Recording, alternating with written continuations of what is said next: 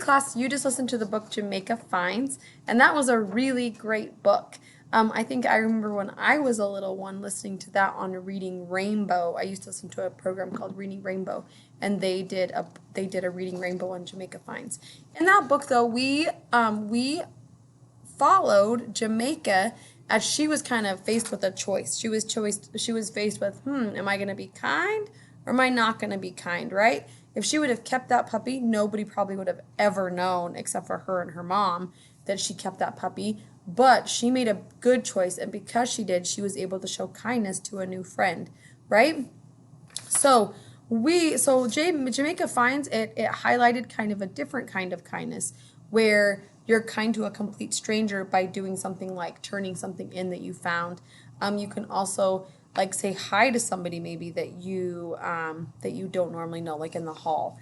So this we're gonna be writing a poem that's called Kindness Is. And if I were Jamaica writing this poem, I might say kindness is asking someone to play, right? Because she asked that little girl wanted to play with her on the slide. Kindness is returning something that you found.